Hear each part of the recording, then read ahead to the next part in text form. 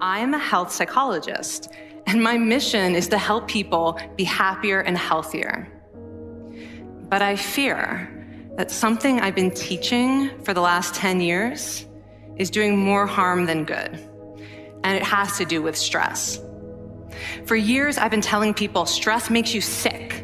It increases the risk of everything from the common cold to cardiovascular disease. Basically, I've turned stress into the enemy. But I've changed my mind about stress, and today, I want to change yours. People who experienced a lot of stress in the previous year had a 43% increased risk of dying. But that was only true for the people who also believed that stress is harmful for your health. People who experienced a lot of stress but did not view stress as harmful were no more likely to die. In fact, they had the lowest risk of dying of anyone in the study, including people who had relatively little stress. Now, the researchers estimated that over the 8 years they were tracking deaths, 182,000 Americans died prematurely, not from stress, but from the belief that stress is bad for you. So this study got me wondering, can changing how you think about stress make you healthier? And here the science says yes. When you change your mind about stress, you can change your body's response to stress. Your heart might be pounding, you might be breathing faster, maybe breaking out into a sweat. And normally we interpret these physical changes as anxiety or signs that we aren't coping very well with the pressure. But what if you viewed them instead as signs that your body was energized, was preparing you to meet this challenge? Now, that is exactly what participants were told in a study conducted at Harvard University. Before they went through the social stress test, they were taught to rethink their stress response as helpful. That pounding heart is preparing you for action. If you're breathing faster, it's no problem. It's getting more oxygen to your brain. And participants who learned to view the stress response as helpful for their performance, well, they were less stressed out, less anxious, more confident. But the most fascinating finding to me was how their physical stress response changed. Now, in a typical stress response, your heart rate goes up and your blood vessels constrict. And this is one of the reasons that chronic stress is sometimes associated with cardiovascular disease. It's not really healthy to be in this state all the time.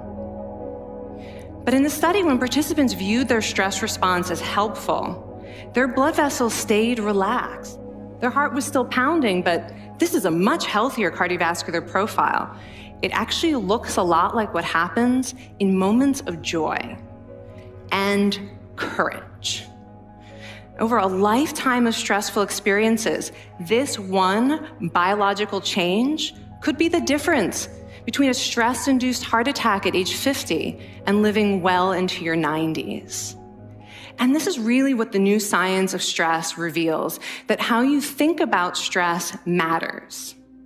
So my goal as a health psychologist has changed. I no longer want to get rid of your stress. I want to make you better at stress. And we just did a little intervention.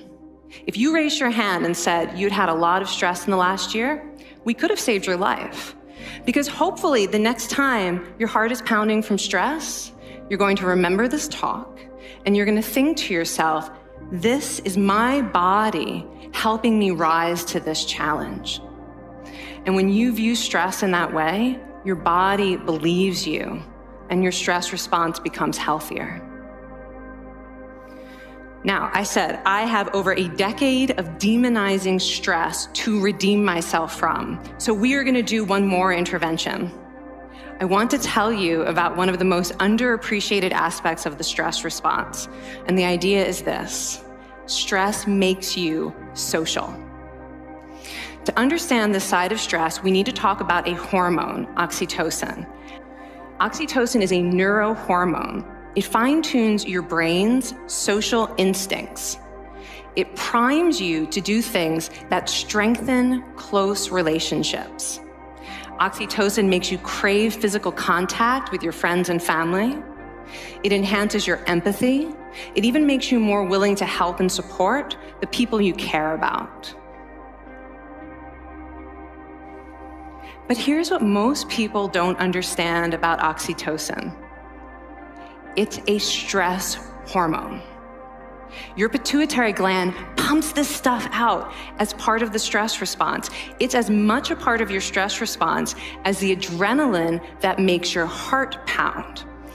And when oxytocin is released in the stress response, it is motivating you to seek support.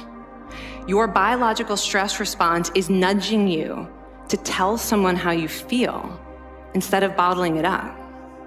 Your stress response wants to make sure you notice when someone else in your life is struggling so that you can support each other.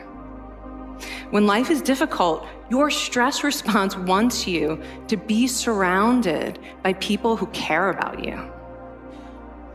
Okay, so how is knowing this side of stress going to make you healthier? Well, oxytocin doesn't only act on your brain, it also acts on your body. And one of its main roles in your body is to protect your cardiovascular system from the effects of stress. It's a natural anti-inflammatory. It also helps your blood vessels stay relaxed during stress. But my favorite effect on the body is actually on the heart.